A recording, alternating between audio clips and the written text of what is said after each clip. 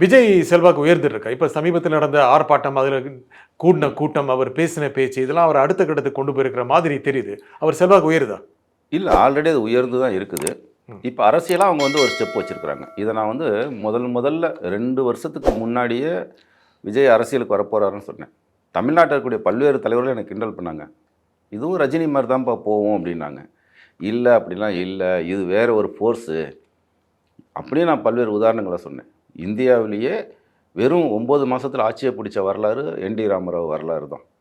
என்ன அதுக்கப்புறம் ஒரு மாப் ஒரு கூட்டம் இருக்குது அப்படின்னா, இவருக்கு தான் இருக்குது. இல்ல ரசிகர்கள் ஓட்டாயிடுவான்னு கேட்டாங்க. ரசிகர்கள் ஓட்டாக மாட்டாங்க. ஆனா ஓட்டா கன்வெர்ட் பண்றதுக்கான வாய்ப்பு இருக்குது. யாரோ ஒரு சூத்திரதாரி ரசிகர்கள ஓட்டரா கன்வெர்ட் பண்ணிட்டான்னா, எல்லாத்துக்கும் அது பாதிப்பை ஏற்படுத்தும்.